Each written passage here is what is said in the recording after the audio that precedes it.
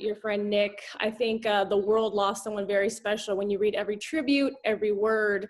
And I just know that he meant something special to you and where you guys met on the Waitress and everything else. So yeah, it's an extraordinary loss.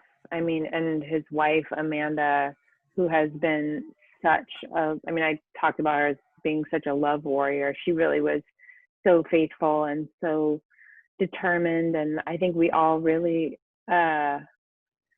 did not expect it to end like this. So you know, I think we all, it's such a reminder, first of all, to take this, you know, moment seriously from a health perspective and wear your mask in the world, but also just to be grateful for every moment we have. It's so unpredictable. Life is so unpredictable. I never could have imagined. So it's very, very sad.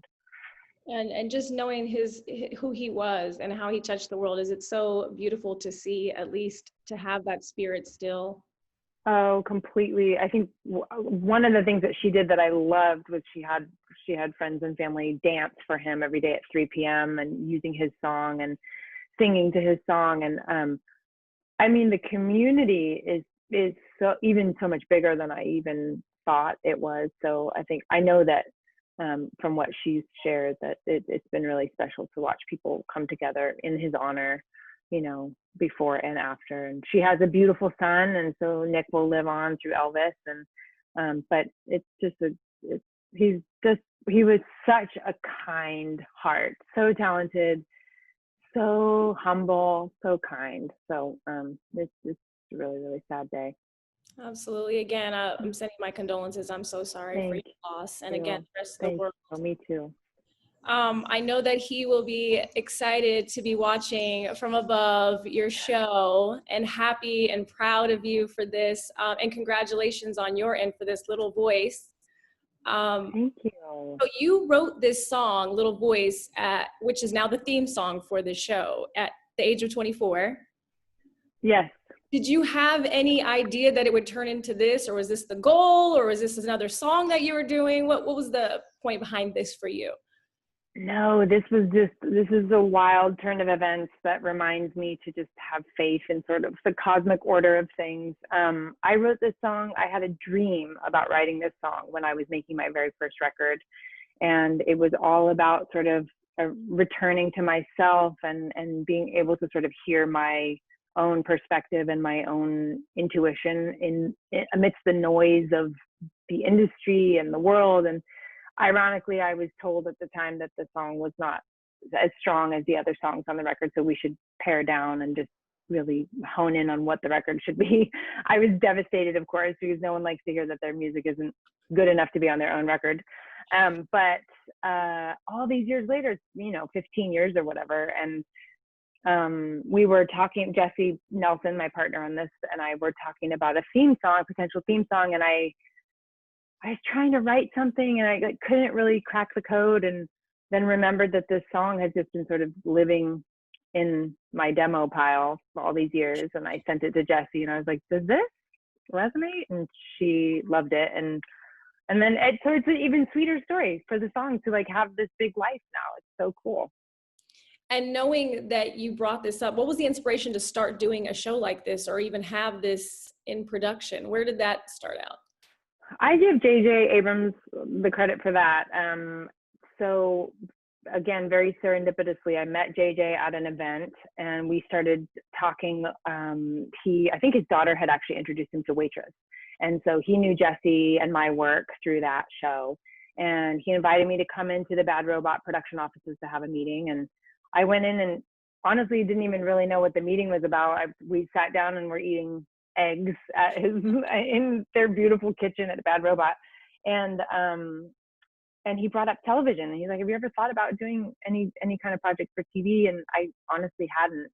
And then immediately I thought about one of his early shows called Felicity, which is a show that it launched the year I went to college. And so it was a really formative show. I got really attached to, again, Kerry Russell's character. I'm like following Kerry Russell in this life, apparently.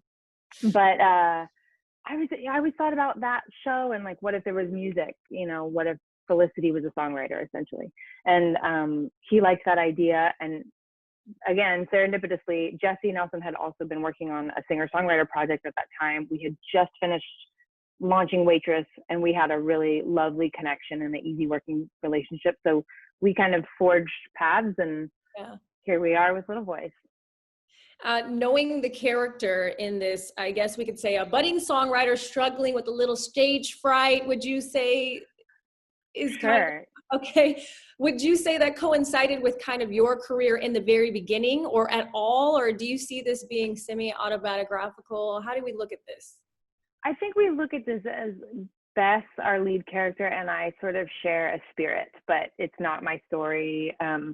I think the things about her story that resonate with me are that we were trying to talk about was, you know, the difficulty in finding the ground beneath you as you're a new artist, or even just a young adult. She's in her early 20s.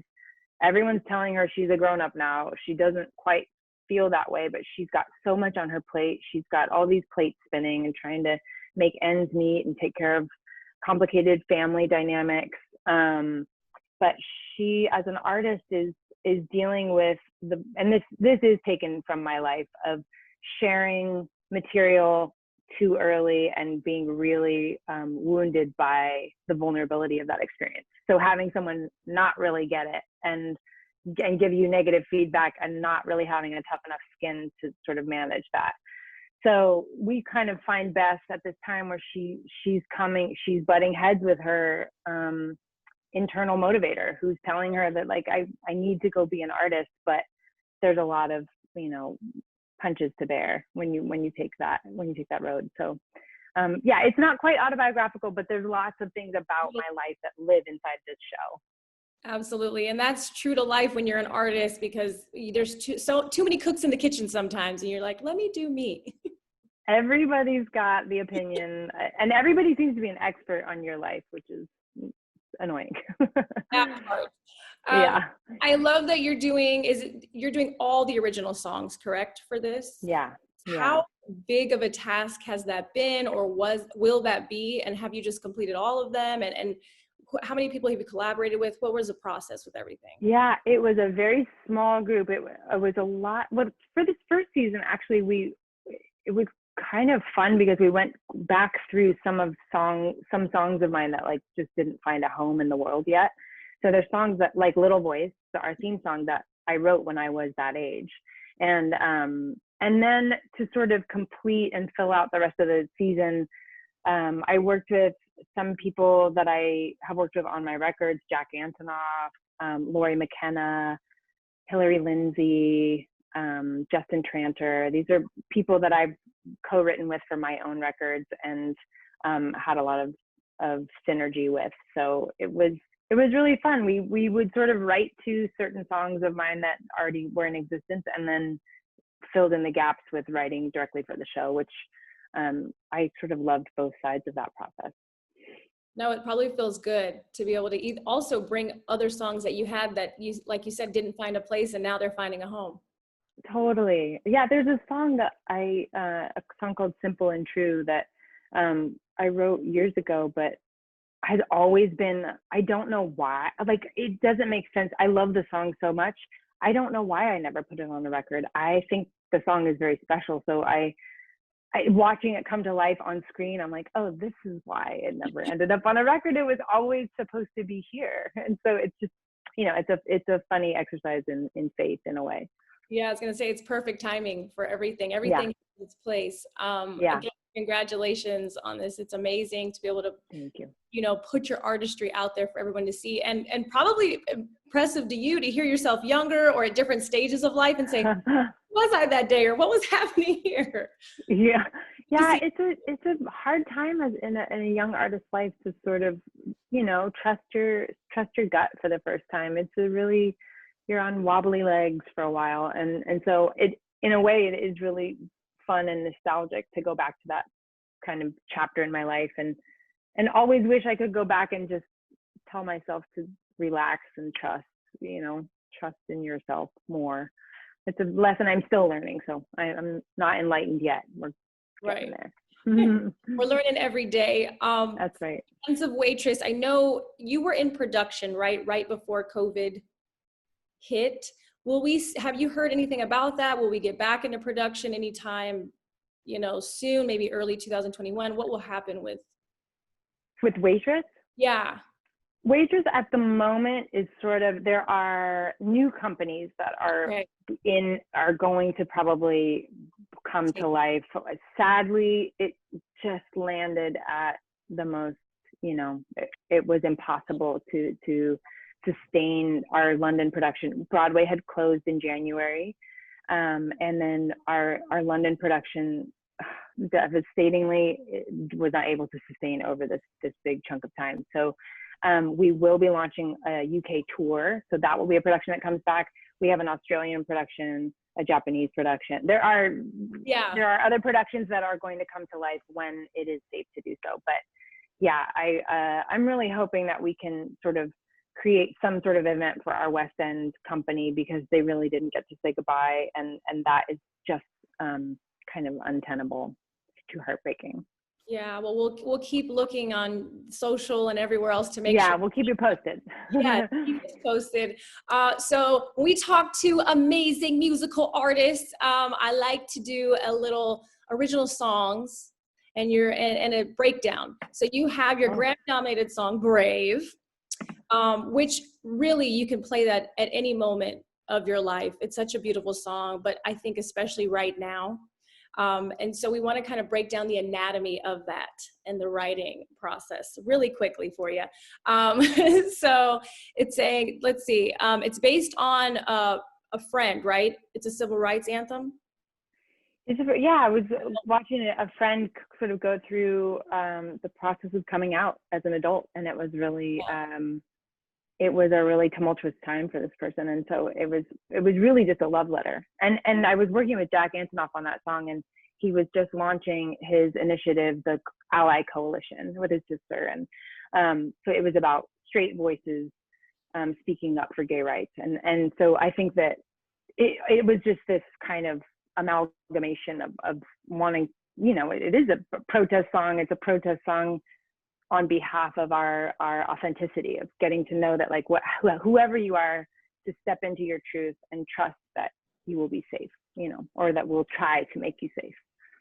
You have a point where you say you wish you would have stuck harder to my guns for a long ago work meeting in which people criticized your appearance. What talk to me about that for a moment, and where did that, and do you still obviously feel that way? We all need to stick to our guns. Sure. I think as an artist, I've always really struggled with the delicate dance between collaboration and concession. And when are you giving up too much? When are you allowing feedback that's helpful and you can grow from the expertise of other perspectives? And when are you sort of sacrificing something? I mean, everybody has to answer that question for themselves. And there are definitely times when I look back on my life where I just should have dug in my heels harder. And then there are times where I did, and it was very uncomfortable. Gravity is a song of mine that on my first record, I was getting an incredible amount of pressure from the label to rewrite the structure of the song, to add another chorus. And there was something about it that I was like, it's just not, it doesn't want to be that. And thankfully, I stuck to my guns long enough, and they were, they've been an amazing label to me I've been with Epic my entire career.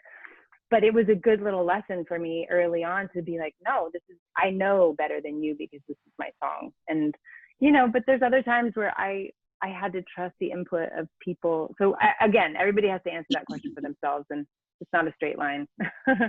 Absolutely. It's a bit of a balance. I know you have to get out of here. I just wanted to see if you could break down one lyric for me as well.